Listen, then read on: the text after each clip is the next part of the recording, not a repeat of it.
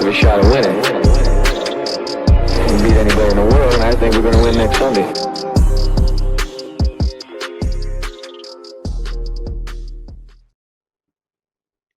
And welcome back to the New York Jets Atlantic Flight podcast. We have preseason game 3 in the bag. Eagles came to MetLife and they played, let's say what it is. It was pretty much the stiffs at the end of the roster trying to make a move, trying to get noticed and hopefully make the 53 or the practice squad. I think both teams played quite competitively. And if you did watch the whole thing, it actually went down to the last 2 minutes and it was quite exciting. And I posted something on Twitter. There was a young lad, because there was a contentious, 2-point conversion. Did it or did it not go in? And there was a challenge flag thrown by Aller and Glenn. And there were some young fans, I would say about 12 years old, annoyed that the call got upheld and we didn't get the 2-point conversion. But it was just nice to see. It was a little bit of a competitive edge to it. I watched it all the way through and I was actually quite impressed with the way that some players stepped up and did get noticed, especially on the Jets side of the ball. So what we're going to do is we're going to break down the Jets final 53. I put a post up on Twitter earlier on and it's loosely probably what everyone feels, although I have put a couple of wrinkles in there that is quite personal to me. So we'll be discussing this. And first up, let me say I've got Daniel, Timmy and Ryan joining us today. But first up, Daniel's going to give his 2 cents on the quarterback room. We obviously know, don't we, Daniel, that Justin Fields is QB1, Tyrod Taylor is going to be QB2. So we don't need to discuss that. But who is going to make the practice squad? Or are we going to carry 3? So we've got Martinez and Cook. What do you think, Daniel? Well, apparently they've extended the practice squad roster, so that's pretty darn good, I understand. So there's a possibility that the Jets may have 3 quarterbacks on the roster and put a 4th one on the practice squad, or maybe put 2 in the practice squad. So, so what's it gone? So what's it gone? It used to be 16. So what is it now? I think it's 17 now. Oh, right. Oh, okay. Yeah, I think it's 17 now with a practice squad. So, I mean, honestly, if I was a betting man, which normally I'm not, but I would say Martinez would be the 3rd quarterback and Brady Cook will be on the practice squad. So that's what I see. And I did see some good things these first 2 preseason games with Brady Cook. I think he does have some solid abilities. Just obviously he needs to work a little better on it now. And once again, I don't think Engstrand and Glenn put out the entire playbook out there in the preseason. I think they kept it vanilla for all the quarterbacks. So, I mean, there's some things I do like about Brady Cook. I think he's a good arm. I think at times he needs to look better than to throw interceptions, even though Adrian Martinez threw more interceptions in the second half than Brady Cook did. But outside of that, I think Brady Cook looked decent. And like I said, look, we need to see more from him in next year's preseason because obviously Justin Fields is the starter. We already know that. And Tyrod Taylor will be the backup this season. And it all depends about what's going to happen in next year's quarterback room for both Cook and Martinez. Yeah, I think you've pretty much said what we all feel. Cook looked extremely good in training camp, and for the other 2 preseason games, you can see the progression is there, and it's refreshing to see. And if we have got this extra spot, I would like us to see both quarterbacks taken care of, because I think 1 or 2 could possibly get picked up on the waiver wire, but we'll see. I think there are going to be roster gymnastics where players are going to go on IR, so we can do this. But Ryan, you're pretty high on Cook, aren't you? Yeah, I can't disagree with most of what Daniel says, but I am higher on Cook than I am on Martinez. I think Martinez does a fine job at a lot of things. He is very similar in the mold of Justin Fields, which is attractive in one sense, but he also has a lot of his flaws. I don't believe his processing, his reading of the field is quick enough. He seems to still be a first or second read and run kind of guy, whereas I see that one of the best things I saw about Brady Cook was that if the pocket was good, then he was absolutely fine. But if the pocket started to collapse, he was happy to step into that. Now, we're seeing it a lot still with some other guys that have been in the NFL for a couple of years and they're still not confident stepping up into the pocket, which is Zach Wilson never had it even by the end of things. And when he steps up into that pocket, he's anticipating the runs. He's anticipating that he's going to get hit, but he knows that he has to time that throw before the hit, before the contact, and to where the receiver is going to be in anticipation. And I think those are the things that you really struggle to teach a guy. The mental agility to be able to do that is really tough.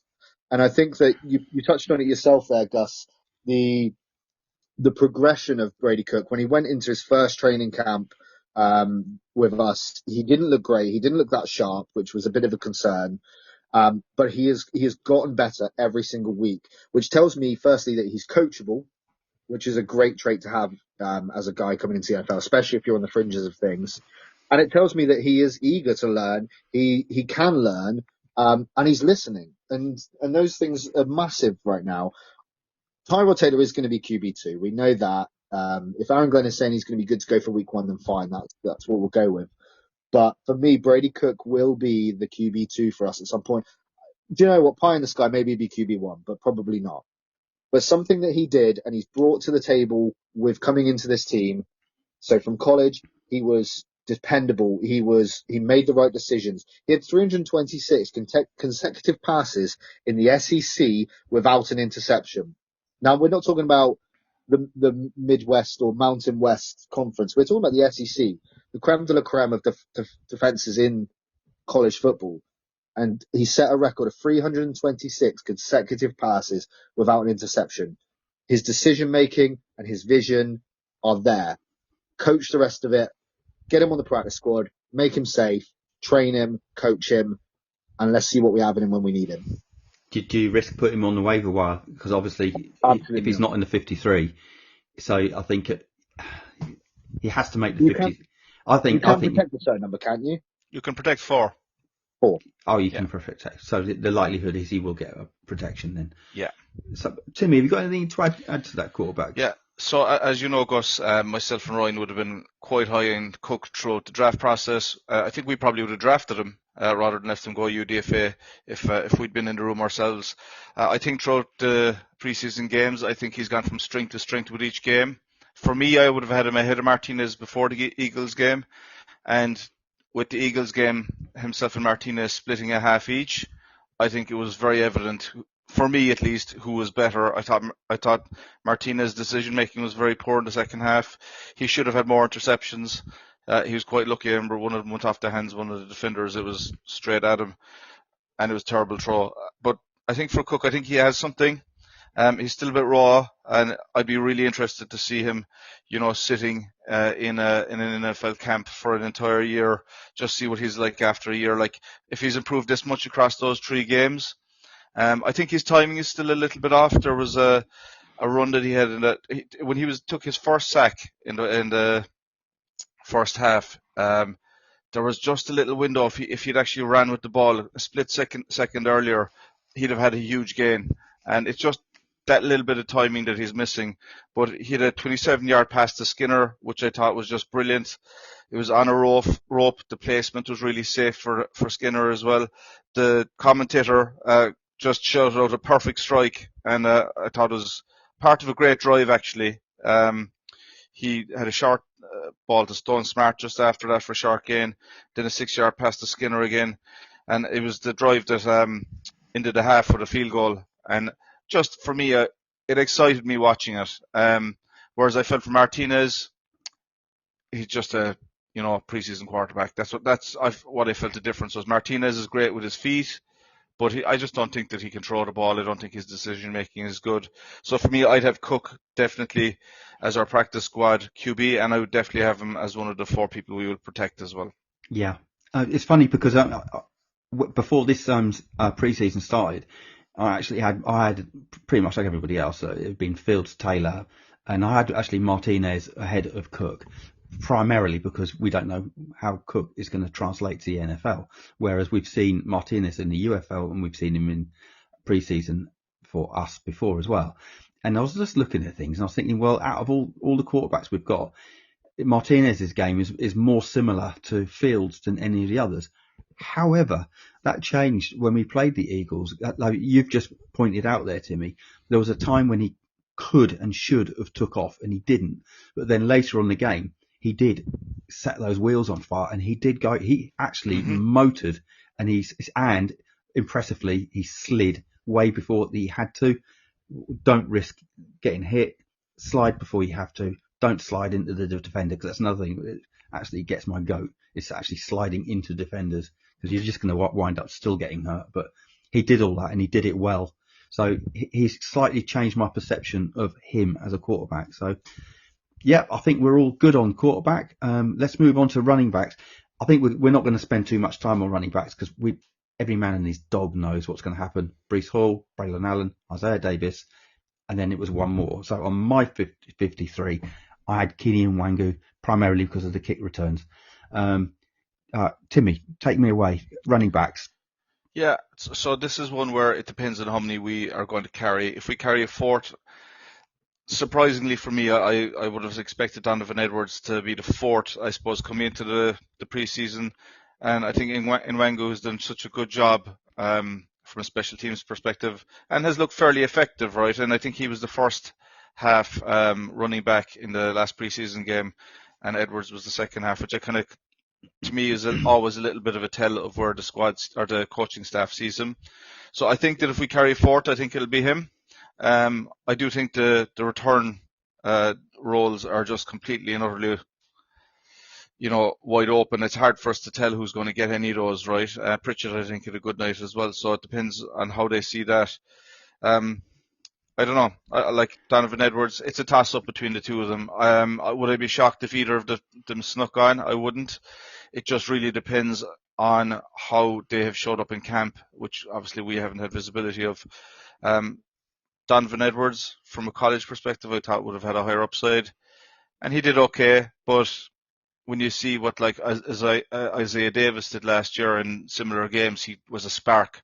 And I just don't think either of the two of them have done enough to be absolute certainties in the 53. But let's see. Yeah, I think obviously Donovan Edwards was an undrafted free agent as well.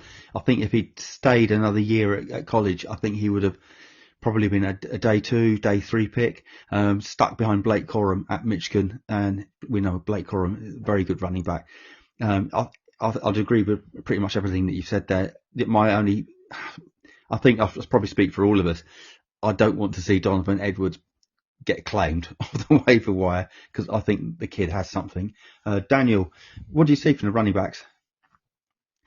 Well, the running backs, I'm seeing a lot of talented players besides the 3 that we have right now that we know will make the starting 53-man roster, obviously. Breece is definitely going to be there. Braylon Allen's going to be there. Isaiah Davis is going to be there. If you're looking for a 4th and a 5th, obviously Keeney Nwangwu will definitely make it because he'll be a part of special teams because he is a special teams kickoff return specialist. So I expect him to be there. But Donovan Edwards, I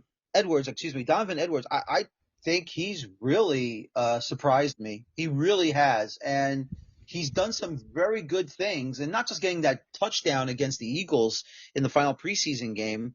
I just think he's got some special abilities out there that he could make this roster. And once again, if he is going to be available for special teams, he'll never say no. He'll definitely join in. Now, I will say this.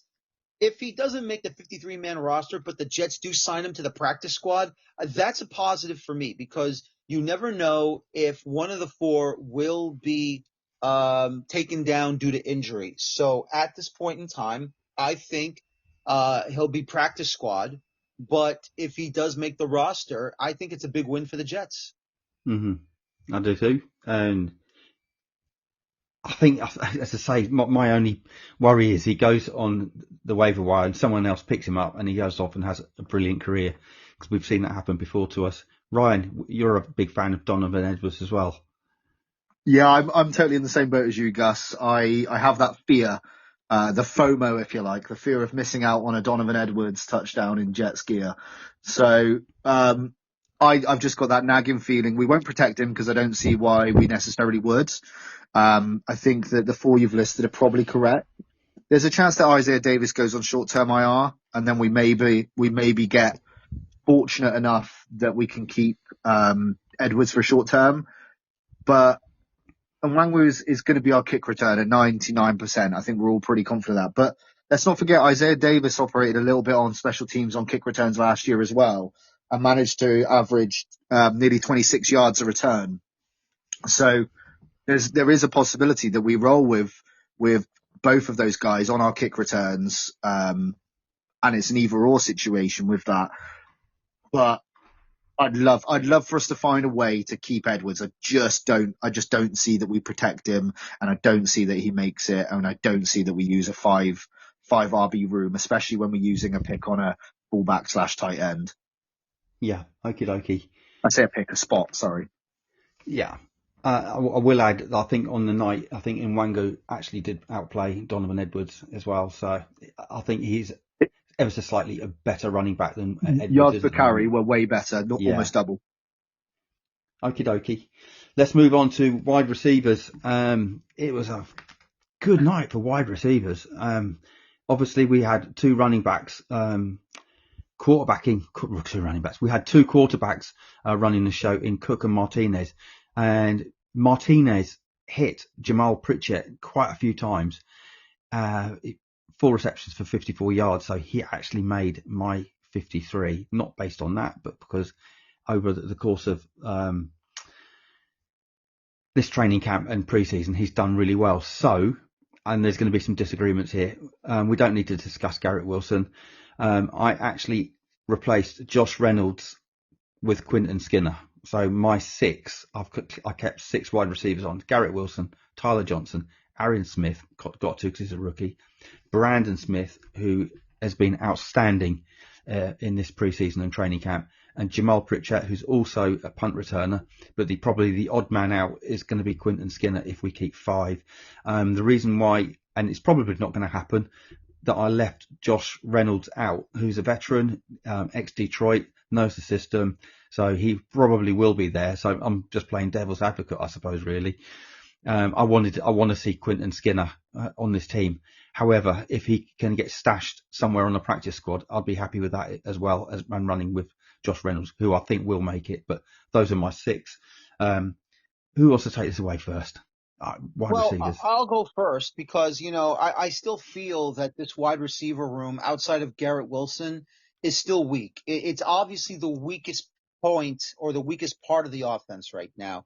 And obviously, the rumor mill is still going around, who the Jets should pick up right now, depending on who's available from the cut wire, and or who the Jets can make a trade with to bring over to their team. So right now, outside of Garrett, honestly, Alan Lazard, he's decent, but he'll always have his drops. Gibson, which in my mind, they should I know he's injured, but they should just cut him now. I just don't think. Corley, unfortunately, will be cut. I shouldn't say unfortunately. I think he should be cut because his attitude, I don't know if anyone has been watching it on social media, how when Devontae Adams was traded here last year to be with Aaron Rodgers, and he was trying to give Corley $20,000 for his number 17 jersey, he turned around and said, yeah, I'm going to say $120,000. And apparently he didn't want to be on special teams because he thought he was a starter. And of course, his attitude really soured on the Jets. So if he gets cut, Corley, I wouldn't have a problem with it. I could just say sayonara, sucker, and just say goodbye. And I give his spot to either Quinton Skinner or I would give it to maybe Tyler Johnson. But until then, I don't think the Jets are done looking at more help at the wide receiver position. Obviously, there's rumors, I believe, from trying to bring over another wide receiver from Detroit. a wide receiver, I think it was Arce. I could be mispronouncing his last name, from Indianapolis, that the Jets may bring over in a trade, or if they get cut. So we'll see what happens. But I think we all agree that wide receiver room right now is very, very poor. It is. Ryan, wide receivers. What are we going to do? Who's are you going to keep 5? Are you going to keep 6? Who's the odd man out? Because I think we're going to lose somebody that we really ideally would want in it. I think the reality is we're going to lose more than one person we really want in it. I see it being a 6-guy room, but that's purely because I don't feel like anyone outside of Garrett Wilson is good enough to carry the mantle of any one of those wide receiver 2 or wide receiver 3 roles. I saw the report on the thing about Corley. I don't disagree with him wanting to ask for more money. It can be quite a short career in the NFL, and clearly his could well be even shorter right now. And things like that, I always take with a pinch of salt until you get a little bit of background from it. And yeah, if that's true, it's really sour and it's a real shame. But I think he misses out purely on his inability to adapt to the system more so than anything else. I think that Josh Reynolds probably does stick around. Tyler Johnson probably does stick around. Unfortunately, Lazard probably sticks around for at least a little bit. And I think that Brandon Smith and Arian Smith are the other two. I think we see Skinner and Pritchett are probably the guys that maybe don't make it, but I think one of those guys probably gets protected on the practice squad. Ooh. And I'm gutted to say it because I think that both of them have a lot to offer this team. And I put a tweet out the other day and I listed the guys I'd love to see selected, and it was mostly these rookie guys, these undrafted free agents, because I want to bet on the ceiling, not the floor. We've already got guys that are as good as they're ever going to be. Lazard is always going to be stone hands, but he can block like hell. Josh Reynolds is going to be a workhorse and he's going to be able to do a certain amount, but he is 30, 31. Mm-hmm. Tyler Johnson is going to be that wriggly, slippery guy that knows how to push soft zone coverage. And that's fine, but what could these other guys be? And why not just gamble a little bit when we know this is almost a nothing season? That room is already borderline poor. So why not bank on some upside? Agreed. And I feel exactly the same way. And when Muji and Glenn first came in here, it was, let's see what we've got. Let's have a look. Let's see what we've got. And as far as I'm concerned, that's still what you're doing now. Even going into game 1 of the season, let's see what we've got. Well, we've just worked out these guys and they've worked their asses off to get where they are. And they've looked Absolutely. Really, really good. So, and I know that we've signed Josh Reynolds to a contract, and I think, is it a 2-year deal he's got?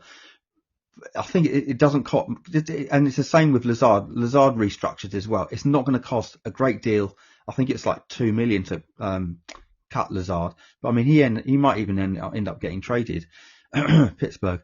But hopefully, we will see Smith, and we will see. I'm a little bit surprised you don't think Pritchett that will make it, because he's also looked really good on punt return as well. So, I think the only thing with the punt returns is those couple of muffs just put a little bit of risk. But I like him, and I really like Skinner. We know I really like Skinner, but I think of the 3, Brandon Smith has probably been the best.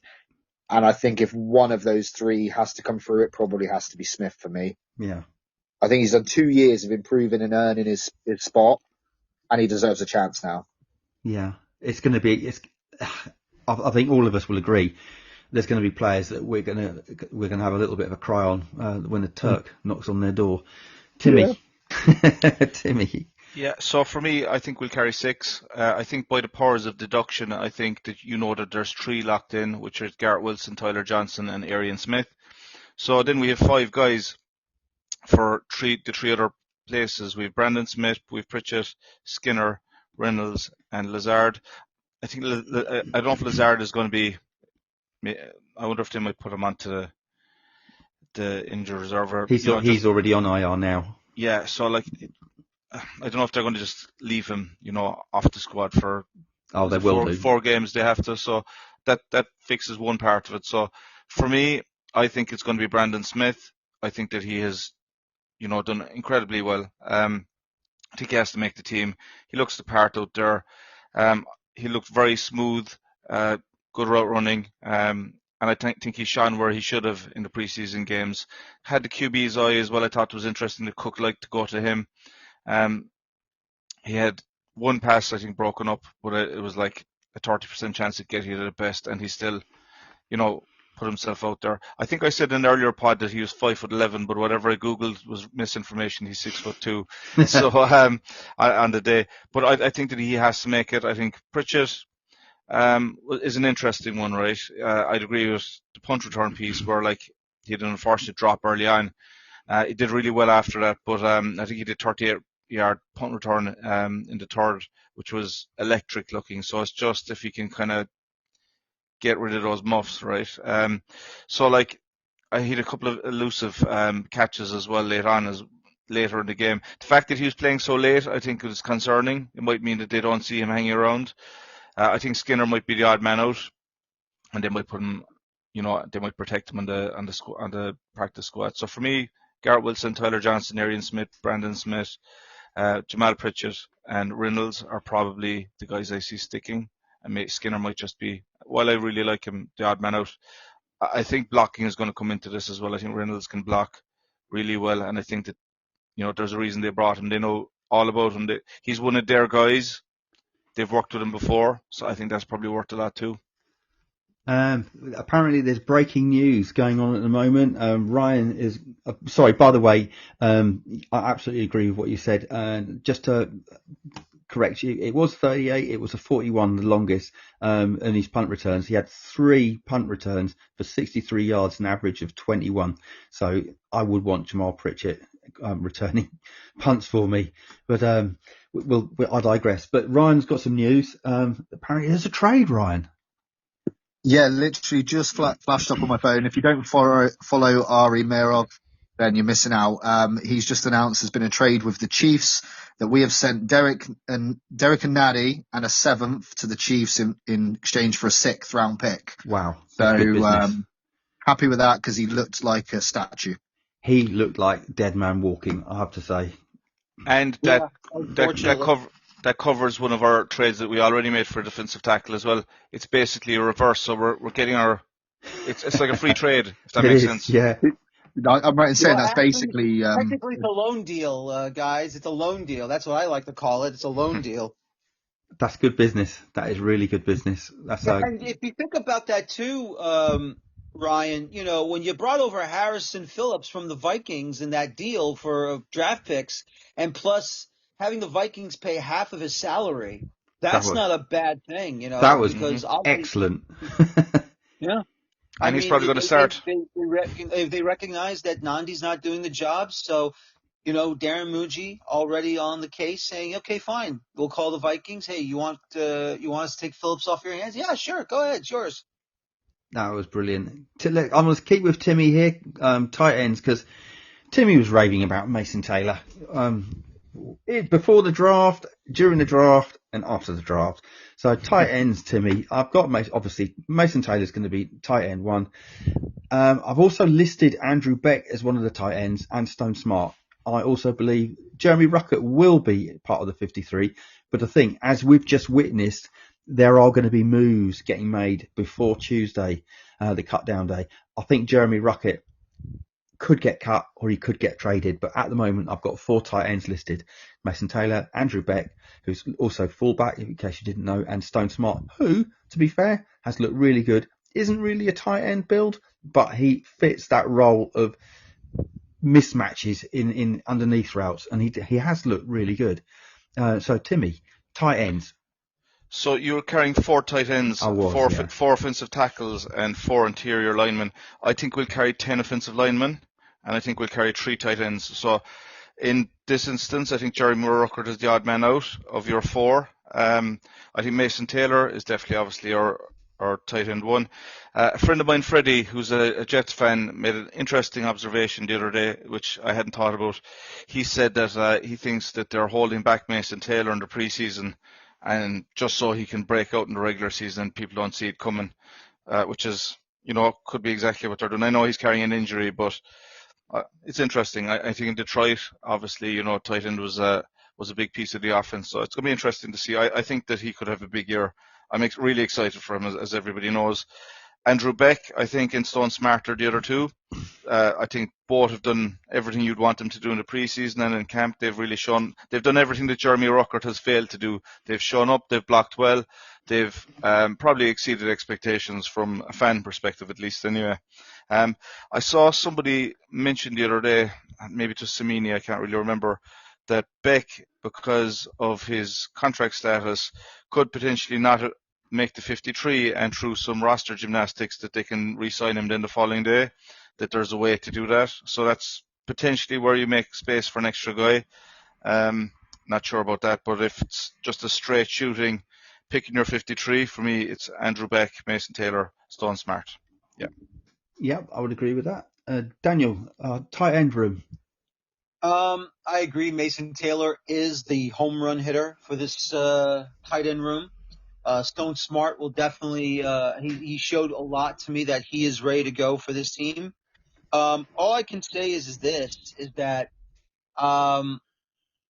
unfortunately, I mean, I feel bad for Ruckert, not just because, he's a Long Islander and a Jet fan, but he really hasn't shown what he's supposed to do. Not forget about the catching part of being a tight end, but the blocking part of being a tight end. He's really been disappointing, and I'm sorry to say it. And it's just I just don't think he's done enough to remain on the roster. Now we'll see what happens.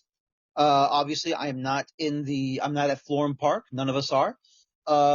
But that's a big task for Aaron Glenn to decide if they want to keep Ruckert in his last year of his rookie deal right now. So we'll wait and see. Zach Kuntz, unfortunately, I think they're going to waive him. I mean, height-wise, he's good. Catching-wise, he's terrible.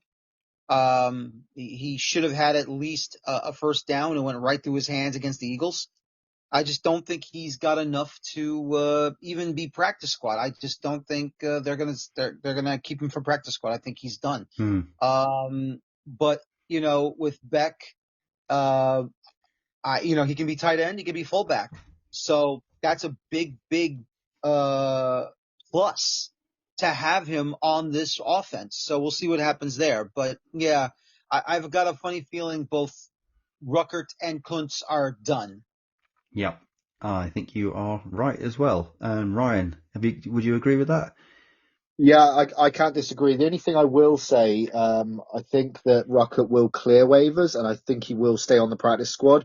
I don't believe we tried to protect him, but I think Kuntz will be gone altogether. But yeah, Taylor, Smart, and Beck as a fullback / tight end. I'm happy enough with that. There will be 2 tight end sets we run, and there'll be sets where we have Beck out there as a fullback / tight end along with it as well. We've seen kind of allusions to that already, but I've got no issue with that being the room. I do think there's a chance we might play a bit of chess on the waiver wire. Guys like Darren Payne might become available, I guess. I'd be okay having a look at him. And there was another guy I was looking at the other day, but I think realistically the room isn't strong enough outside of those 3. And I think Smart, despite his alleged weakness being blocking, has done more than enough to show that he's willing and able. Yep. While you're there, Ryan, we'll go straight on to tight ends, tackle. I don't think we're going to keep more than 4, but you guys feel free to disagree. Obviously, Fashanu, left tackle. Obviously, Membu, right tackle. The backups I've got are Carter Warren and Chooks Okorafor, which I think is probably everyone's backup right tackle. But I suppose what we're really looking at is who's going to be the backup left tackle. Max Mitchell is probably most people's favourite. Can't believe he's still here, but I think Carter Warren is still a better player. Would you agree with that, Ryan? Yeah, I mean, this is the area of my knowledge that probably falls down the hardest. Across the whole line, I think we probably keep 9. So I guess 4 with the tackles is probably about right. That's what I've got, 9. Yeah, I think Max Mitchell or Carter Warren are kind of interchangeable. I'm not excited by keeping either. Um, I thought Carter Warren was going to be the better of the two, but I feel like he's just not shown up this camp. I feel like he's done bits, but I don't think he's done enough to turn around and go, I'm better than Max Mitchell. And that's really disappointing for me personally. So I dare say there might be an option that we have a look again at waivers and cut downs and go, look, this is an upgrade on one of these guys, you're gone, kind of thing. When it comes to centres, it's Titman and Myers. I think Fornadell probably falls to the practice squad. I think it'd be nice to keep him around. I think he had a good camp. I think he did well enough to deserve a bit of a shot should there be an opportunity.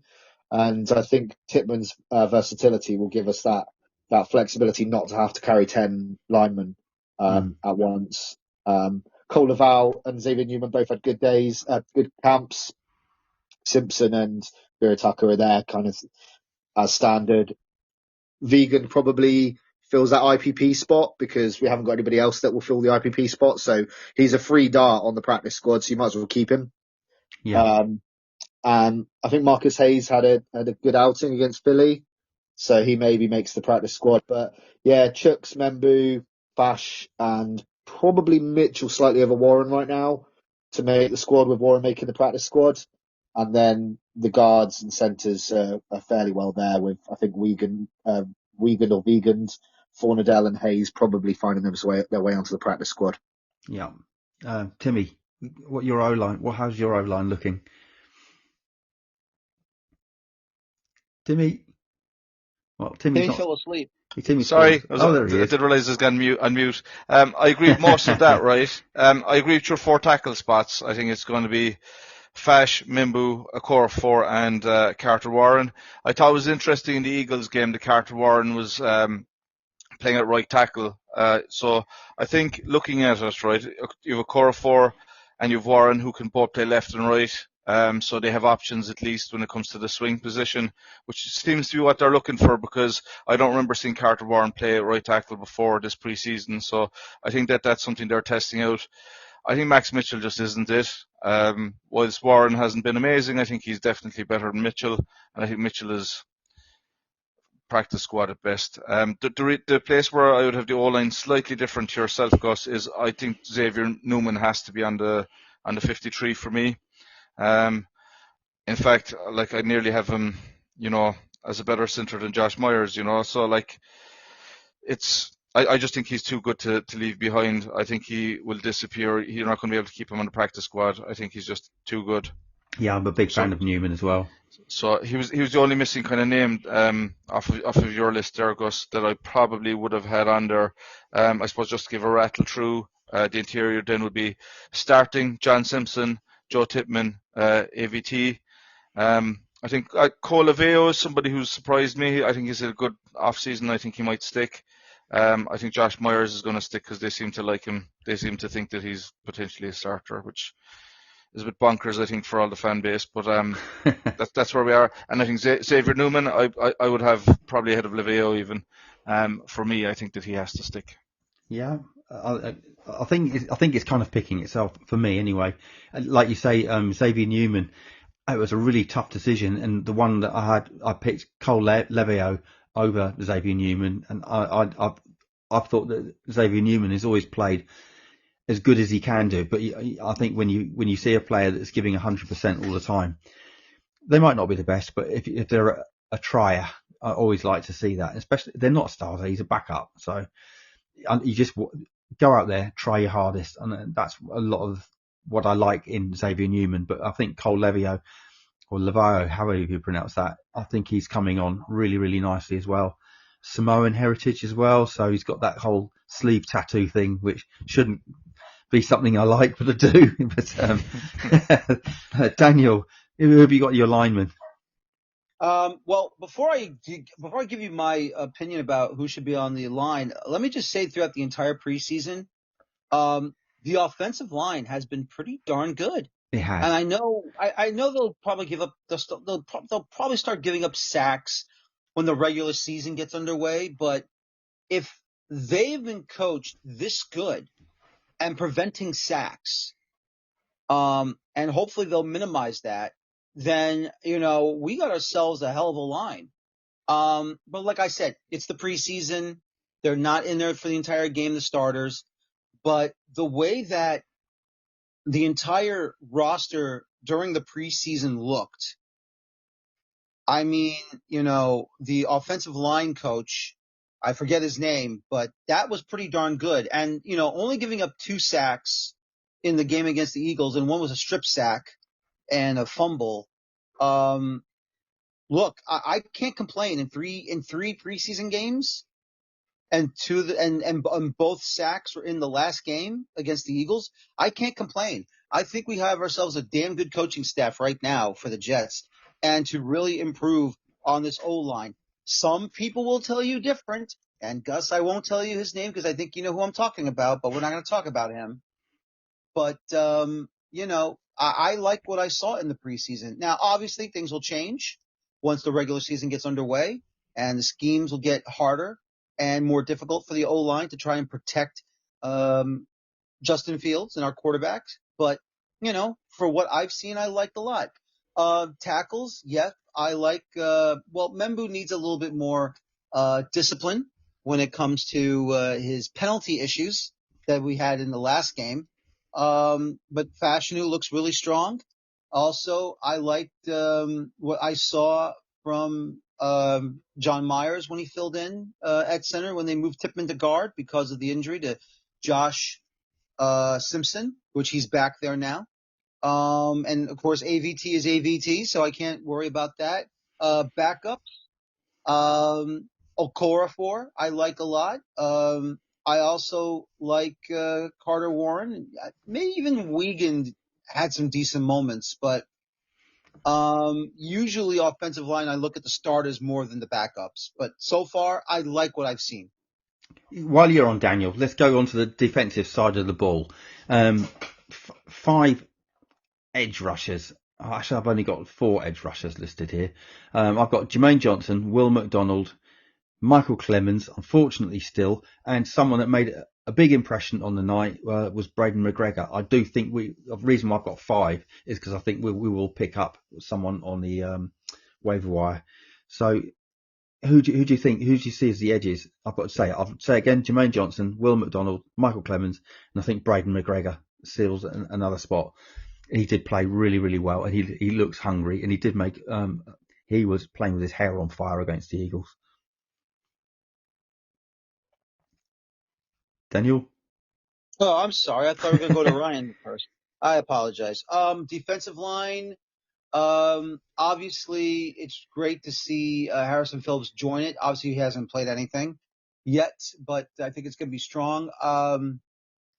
Will McDonald, what can you say about Will McDonald? He's definitely going to be – I think he just became double dangerous with the bull rush, not just in practice, but also in in his spin moves. I think finally Quinn Williams is going to get that help that he's been begging for. I also said earlier in a podcast we had after the Packer preseason game, Jay Tufele is my surprise addition to the 53-man roster. I thought he really worked his butt off, got a sack and a half, and received, or I shouldn't say received, but he landed on the football when it was strip sacked in the end zone, and he just quickly fell on it and, was very aware of where the ball was and got the touchdown for the defense. So I think Tufele is definitely going to make this roster, whether he's a starter or a backup. It's fine by me. I think he's going to make the 53-man roster. I think this is Michael Clemens' last opportunity for the Jets, because the truth is he's a problem, and he's got to keep his he just cannot blow up and start having a shoving match with the opposition. I think some of these showings in this preseason have pushed the likes of Leonard Taylor and Rashad Weaver out of that 53 squad now. We'll just quickly run through this, and then Ryan is going to do linebackers. So yeah, my DTs are Quinn Williams, Harrison Phillips, who we've just signed, who apparently idolises Quinnan Williams, which is interesting. So, and all he says is, I just want to get double teamed every time to free up Quinnan Williams. So beautiful attitude to come in with. As you've rightly said, Daniel, Jay Tufele has played lights out. Definitely deserves to be in this 53. We also signed Jawan Briggs as well from the Browns. So he is going to be in that 53 and injured at the moment still, but hopefully he'll be back soon. Byron Cowart. So that is the 5 that I'm going to go with. Again, we're going to let some people go that we're going to be disappointed to see leave, but that's the strongest 5, I think. So, Ryan, take us away. Linebackers. Obviously, we've got Quincy Williams, Jamie and Sherwood. But outside of those two, where do we go? So I'm featuring in my mind whether we go with 5 or 6 linebackers. The odds are I think it's probably going to be 5, and there's a chance that we protect someone on the practice squad. But my names on this: Jameen Sherwood, Quincy Williams, Marcelino McCrary Ball. Pause for the cheers from Gus. Yay! Jamin Davis, I think, has done very well in this camp and this preseason. I think he's looked very good at times. And I think Zaire Barnes has done enough. Done enough to get himself on that 53. I think Kiko Mauagoa probably hasn't quite done enough, but I think they'll like him enough that they'll protect him. Whereas I think his Miami teammate, Tyler Barron, the edge, I think he's probably not done close enough to warrant being protected, but he may fall into the practice squad. But yeah, my 5 guys /6 would be Quincy, Jameen, McCrary Ball, Jamin Davis, Zaire Barnes, and then Mauagoa if we go 6, 5 if not. Yeah, the reason why I put Kiko on my 5 was because I think he brings just something a little bit more different than what Quincy and he's probably his game's more similar to Jamie, and he likes it. He can get through that line and he can get into the backfield, and he's good on run support. So that's why I put him in there. It's purely because our run defense, as it was, we don't know what it is now, but as it was not particularly good. So either or, if he goes on the practice squad, I'll be happy with that. And I totally agree with your other comments as well. So let's get talking about cornerbacks and safeties. Timmy, what have you got? So, just looking over your list here, right? So for safety, you have Cisco, Tony Adams, Malachi Moore, and Isaiah Oliver. And I think that's absolutely spot on. I think that's exactly where we land. I think Dean Clark has had a nice off-season. I think he landed in the practice squad. Do you know what? When I was watching the Eagles game the other night, I was trying to think who he reminded me of with his. He's got an awful lot of aggression. Last 2 games, he's missed a couple of tackles because of his aggression. And I was just sitting there going, is he Ashton Davis 2.0? So that's who he kind of reminded me of, just his playing style. And I think that he's just a bit raw. I think that he probably hasn't quite done enough for the 53, though I know Ryan really loves him, and I know he's a guy I kind of like as well. But I just think that Isaiah Oliver's done a bit more. Cornerback room, I think that it's really tough here, right? I think you have Sauce Gardner, Brandon Stevens, Michael Carter, Qantas Stiggers, and Azraia Thomas, and I think they're definitely going to land. I think JBC could be the last, even though he played really well against the Eagles. I think he could be the odd man out, and I probably would carry an extra edge in Watts, or maybe somebody off the waiver wire, because I think we're going to be a bit light at edge with just 4 guys there. So I think that extra spot maybe doesn't go to cornerback, and we carry the 5. JBC being the odd man out for me. I'll tell you what I like about Azariah Thomas and JBC. JBC more so is they can also play safety as well in the slot, they can play nickel. Obviously, Michael Carter is the most unappreciated slot nickel. God, is it nickel cornerback? God, I'm getting me words muddled in the league, I believe anyway. But as I say, I like Azariah Thomas and Jarek Bernard Converse because they're interchangeable as well. But JBC has also played safety. Otherwise, I would have gone with 5 safeties. It was either go with 6 corners or go with 5 safeties. So I went with 4 safeties because if we are going to play similar to how Detroit played, there's a lot of the time you've got 3 safeties on the field at any one time, which means you've only got 1 safety in reserve. So you'd need someone that would be able to step in. So I don't know. I think Jarrett Bernard-Converse played exceptionally well in that Eagles game. He has played well over the course of the preseason, but maybe he's on the bubble, maybe he isn't. But anyone else got anything to add to the cornerback room and the safeties room? Yeah, I'd inclined to agree with pretty much everything that's been said, but I do wonder if we play a bit clever with certainly the protected slots, but also the short-term IR slots. If Azariah Thomas is still carrying a bit of a niggle in that shoulder, if there's an opportunity to put him on that short-term IR and put JBC on there on the 53 just to see, can he do it? Let the roster settle down a bit. So when you do push him to the practice squad, maybe he clears waivers because people are already settled into their rhythm a little bit. But and similarly, I think Dean Clark will get protected. I think he probably is just slightly not quite at the same level as the other 4 guys. I think Isaiah Oliver's versatility really does bank him on this roster personally.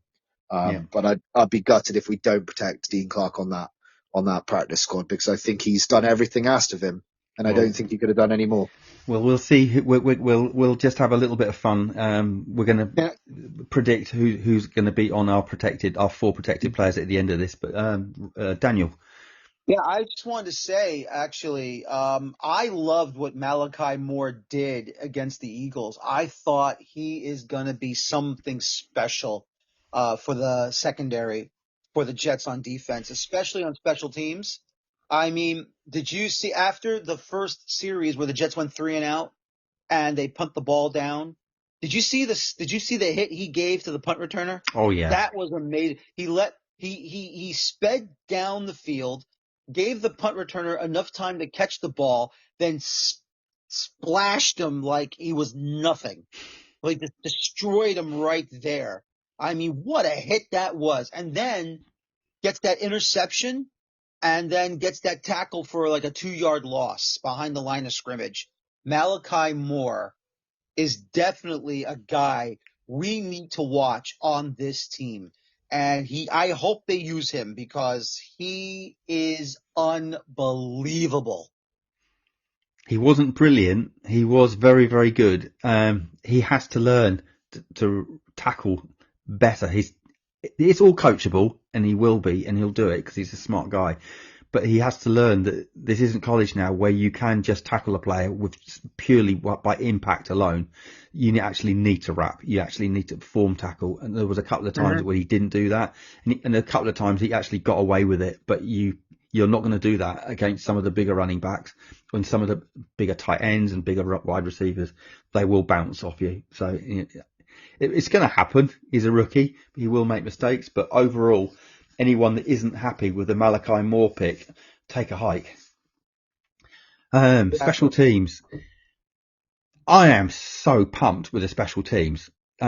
Let's talk about his ranked by PFF as being the best punter in preseason, Austin McNamara. What can you say about Austin McNamara? Timmy, you better start this one off. I think he comes from your neck of the woods, doesn't he? You said that the last year. I don't think he does, that. You know. I think he's just got a Celtic sounding name. I thought he was Irish. I don't think he is, no. Is he not? Apologies. It threw me the last year. Timmy, you know you want to claim him. Timmy. Go ahead. We'll claim him.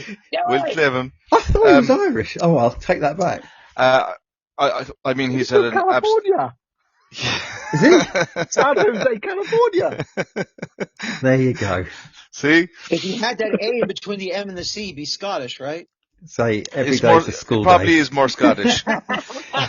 But regardless of, we'll claim him anyway because he's awesome. But I think he's had a great, really, really strong preseason. I mean, he's made it very difficult for the receivers across all of the games. He's been kicking it deep, landing the ball within the 5-yard line regularly.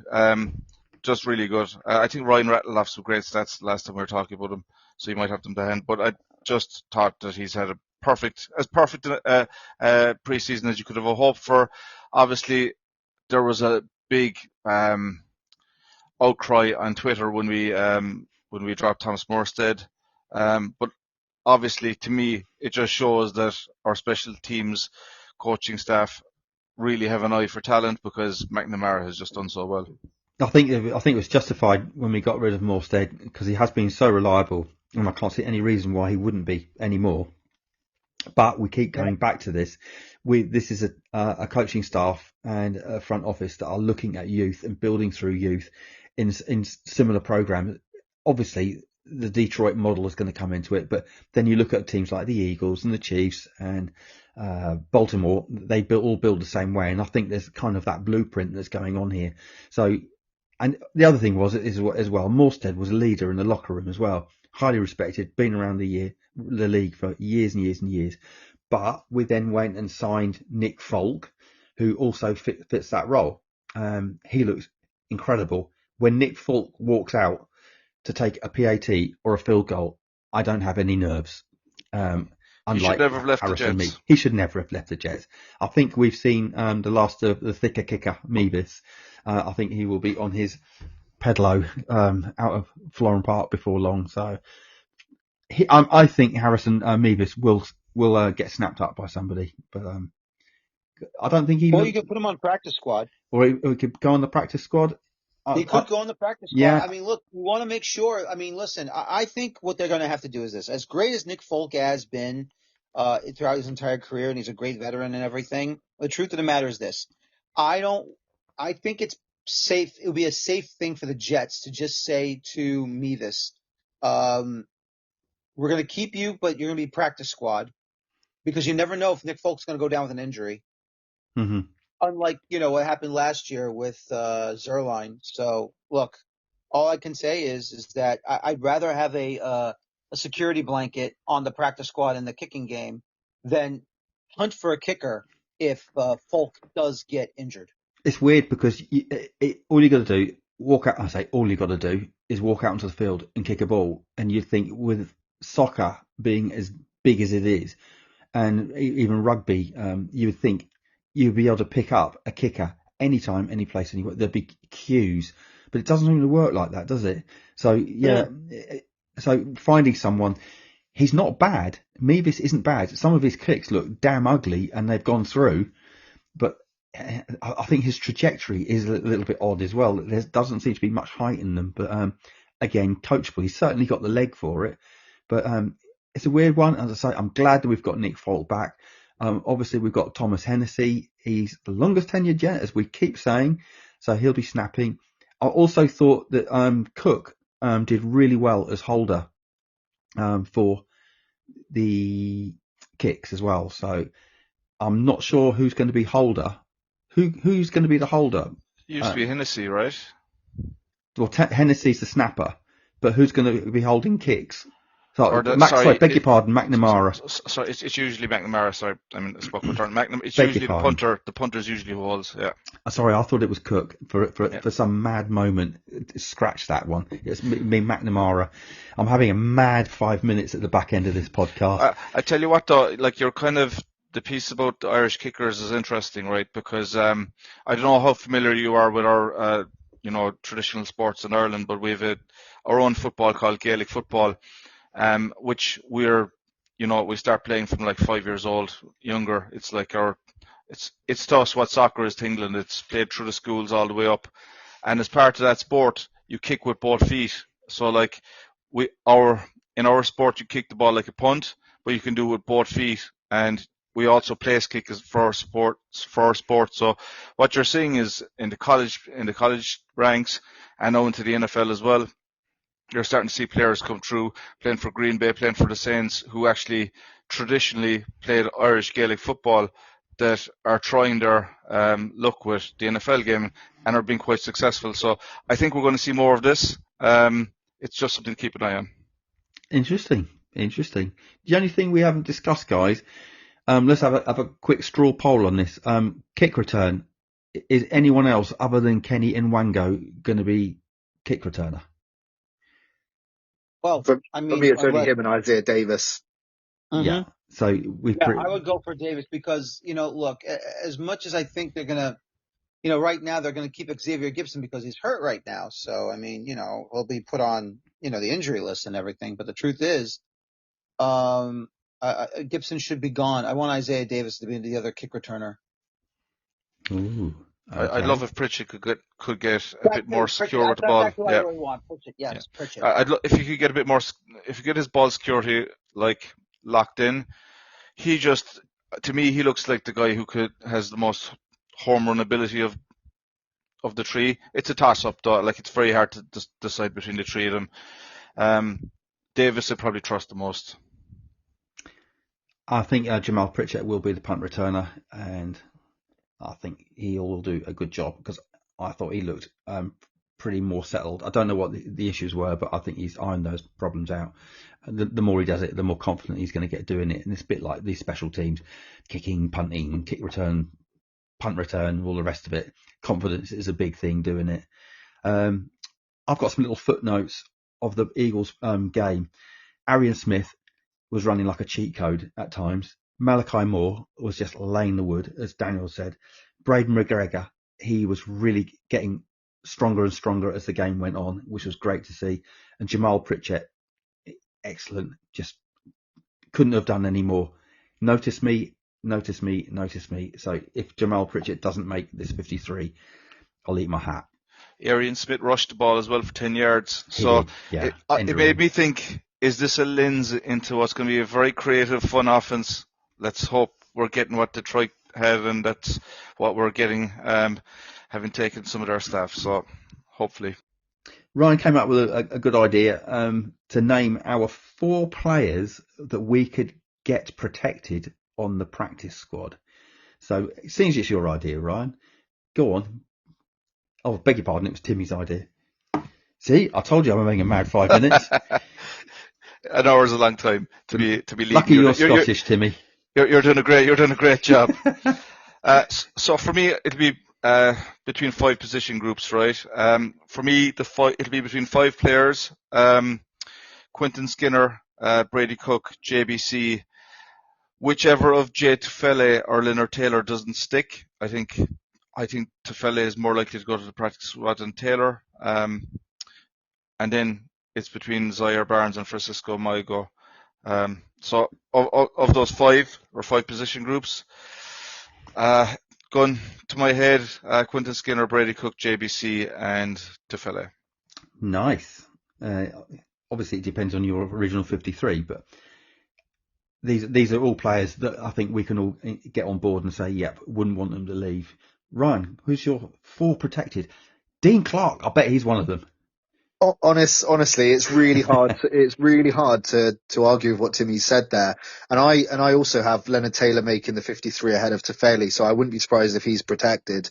But I will say I messaged Timmy earlier, and my 4 were Cook, Clark, Skinner, and then either JBC or Braden McGregor.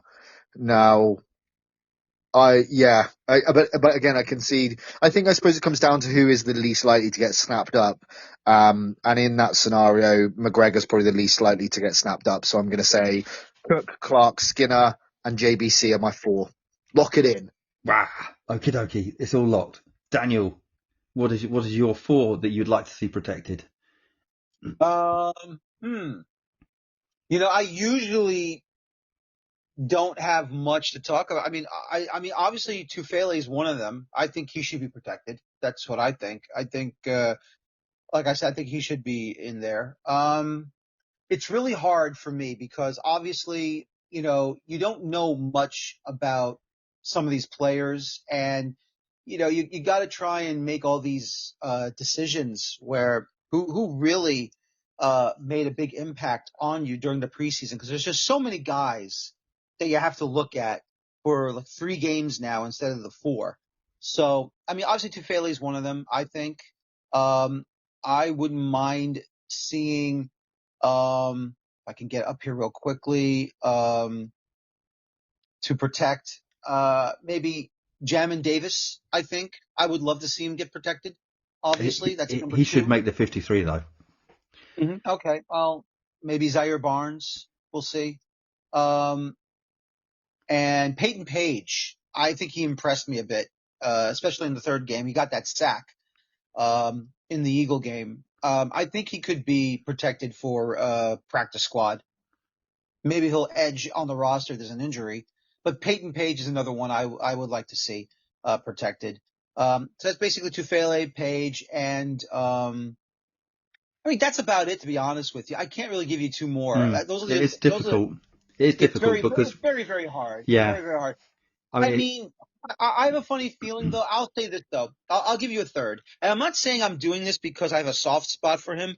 I just think maybe they may keep Ruckert and protect him. I think they're going to protect Ruckert and finish him off in that final year of his contract, and they'll probably just keep him. Interesting. I would personally let Ruckert go for a bucket of broken chisels, but I'm there not you go. disagreeing with you. I'm not disagreeing with you, Gus. I would too, but you never know what's in the minds of Muji and Glenn, to be honest with you. So maybe they'll see something that we don't, that they might make that decision. But if they do let him go, it's fine by me. I don't care. But I'm just telling you what I'm just telling you what I think Glenn and Muji will do. Yeah. Well, my four are, because I think that they would get picked up, are the two quarterbacks that aren't going to be in the 53. So Cook and Martinez, I think, will probably be going to the practice squad. I would hate to see either of those get claimed. Edwards, I don't want to see Edwards get claimed either. I think he has got a future. But the problem is we've got, it's not a problem, it's a nice problem, is we've got three really young running backs. So I'm not quite sure how Edwards fits into your future plans, apart from develop him and possibly trade him. And the other one, I do not want to see Skinner leave the Jets either. I'd like to see him on the practice squad. I think he's done enough.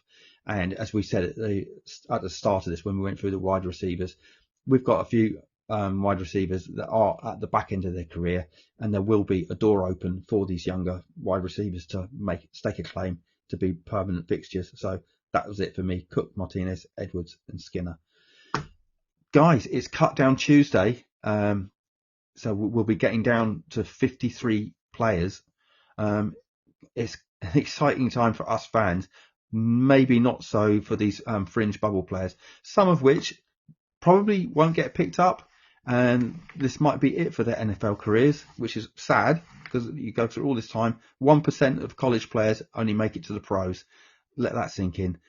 And we have no football for an entire week and a bit. So next Sunday, there is no football. But the following Sunday, September the 7th, we got football. And we got football at MetLife. And we got the visiting Pittsburgh Steelers with some old guy that's quarterbacking for them. I'm sure our defensive front would love to get their hands on. It's going to be a long week, but college football is back. It was played in Dublin yesterday as well. I think that's quite near you, Timmy, isn't it? Because getting this one Close right. enough. Yeah, not too far. So there we go. You got it. So I'm back on. That's all. Yeah, I'm back on the rails there. There we go. So, guys, has anyone got anything, closing comments you want to make before we wrap this up? Well, let me just say this, everybody. I just want to say that thank God we're going to have our regular season very soon. The season is upon us now. I'll be enjoying the Labor Day weekend next weekend, obviously, and then we'll all be ready to go, rip-roaring ready to go for a brand new season of New York Jets football. It's hopefully, it's a positive this season. Look, there's still a bunch of question marks with this roster, but if certain things fall into place, maybe we can have a positive year. Can they make the playoffs? That's the hope. Because right now, I know it's early and they haven't had a first regular season snap yet, but something tells me that Aaron Glenn has already started to bring back discipline to this team. Now, has it gone in there fully? I would say halfway right now, but until we get to the first game against the Steelers at MetLife, we will not know until that first game is finished after September the 7th. Yep. And Ryan, any closing thoughts, mate?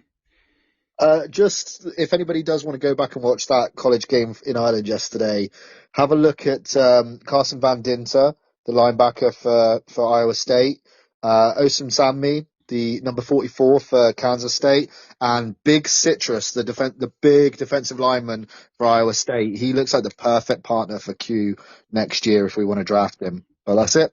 Go have fun and have a watch of some football. A big juicy Big Citrus, body. sorry. Big Citrus. He's A called. big Sorry, juicy not Big citrus. Juicy. He's called Dominique Orange. Oh, there you go. Right, okay. Hopefully playing the Citrus Bowl. Anyway, Timmy, you got any closing comments, mate? Just excited to get into week 1. There's a lot happening. There's lots of fantasy football drafts happening this evening in my world. There's college football is kicking off at the moment. It's just an exciting time to head into the autumn, and I'm just ready to rock. Can't wait. Yeah, I echo everyone's sentiments. Can't wait. Football's in the air. God, I can't wait. So anyway, we'll be back again next Sunday to talk about something. We're not sure yet, but I'm sure something's going to happen on Tuesday that will make us want to come back and address it. So guys, thanks for turning up. Thanks for your opinions. And I'll try and have my head screwed on the